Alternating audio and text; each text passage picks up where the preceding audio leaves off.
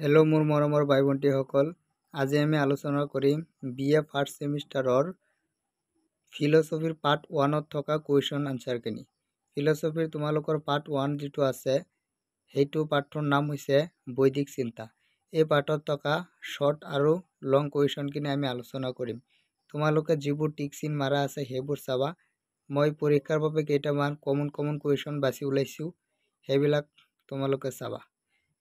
তোমালোকে ইয়াৰ ভিতৰত 1 নম্বৰটো চাবা, বেদ শব্দৰ অৰ্থ কি। তাৰপিছত 2 নম্বৰটো চাবা, বেদৰ 3 বিভাজন কি কি।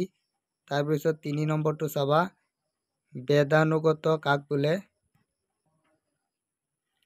ইয়াৰ পিছত তোমালোকে 6 নম্বৰটো চাবা, বেদৰ অৰ্থ কি। তাৰপিছত 7 নম্বৰটো চাবা, কোনখন বেদক সৰ্বপ্ৰাচীন আৰু প্ৰথম বেদ বুলি ধৰা হয়।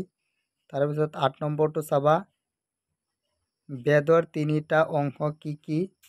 তাৰপিছত সংহিতা বুলিলে কি বুজা, 9 নম্বৰটো, এইখিনি চাবা তোমালোকে। ইয়াৰ পিছত 10 নম্বৰটো চাবা, বৈদিক সংহিতা কেইখন আৰু কি কি। এইটো ইম্পৰ্টেণ্ট হয় পৰীক্ষাৰ বাবে, চাবা। তাৰপিছত 12 নম্বৰটো চাবা, আটাইতকৈ পুৰণি সংহিতা কোনখন। তাৰপিছত 13 নম্বৰটো চাবা, সুশ্ৰুত কোন আছিল। তাৰপিছত 14 নম্বৰটো চাবা, ব্ৰাহ্মণ কি। 15 নম্বৰটো চাবা, ব্ৰাহ্মণৰ অৰ্থ কি। 16 নম্বৰটো চাবা, ব্ৰাহ্মণসমূহৰ বিষয়বস্তু কি। এইখিনি পৰীক্ষাৰ বাবে বহুত ইম্পৰ্টেণ্ট, তোমালোকে এইখিনি চাবা। ইয়াৰ পিছত 17 নম্বৰটো চাবা, অৰণ্যক মানে কি। 18 নম্বৰটো চাবা, সংস্কৃতত অৰণ্যক অৰ্থ কি। তাৰপিছত 19 নম্বৰটো চাবা, উপনিষদ শব্দটোৰ অৰ্থ কি। তাৰপিছত 21 নম্বৰটো চাবা, ষড়দৰ্শন কাক বোলে। তোমালোকৰ এইখিনি আছিল শ্বৰ্ট কুৱেশ্যন। এতিয়া আমি বৰ্ড কুৱেশ্যনখিনি আলোচনা কৰিম। বৰ্ড কুৱেশ্যনৰ ভিতৰত তোমালোকে 1 নম্বৰটো চাবা, বৈদিক দৰ্শন বুলিলে কি বুজা। তাৰপিছত 2 নম্বৰটো চাবা, বৈদিক সাহিত্যৰ 2 প্ৰবাহ, শ্ৰুতি আৰু স্মৃতিৰ বিষয়ে লিখা। এই দুটা আহিব পাৰে পৰীক্ষাত, তোমালোকে চাই ল'বা।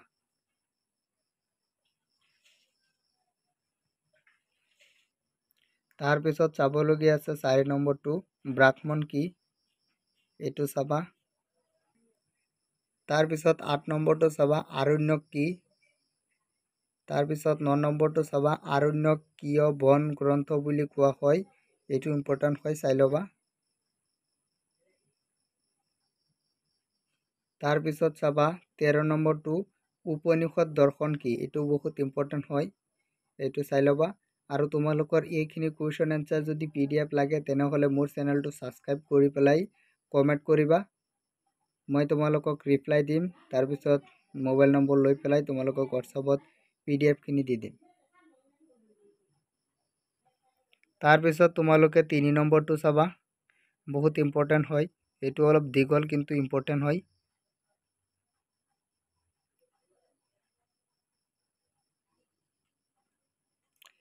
এইখিনি লিখাৰ পিছত এইখিনি লিখিবা, এইটো এটা এনচাৰেই হয়।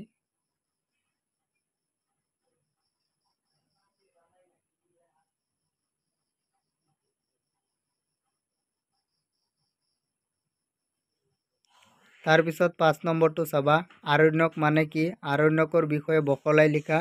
এইটো আহিব পাৰে, 2024ত আহিছে এইটো।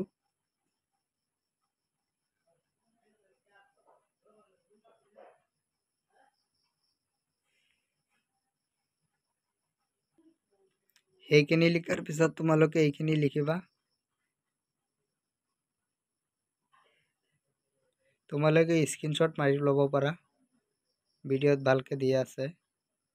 আৰু PDF লাগিলে মোক কমেণ্ট কৰা, মই PDF-খিনি দি দিম। ইয়াৰ পিছত তোমালোকে 6 নম্বৰটো চাবা, উপনিষদ কি, উপনিষদ সম্পৰ্কে বহলাই লিখা। এইটো আহিব পাৰে। উপনিষদ এনচাৰটো অলপ দীঘল হ'লেও ইম্পৰ্টেণ্ট হয়।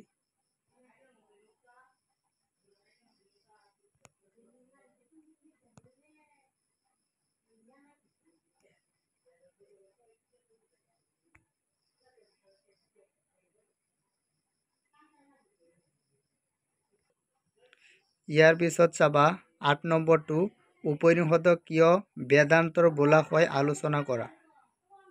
এইটো চাবা তোমালোকে এনসাৰখিনি দিয়া আছে।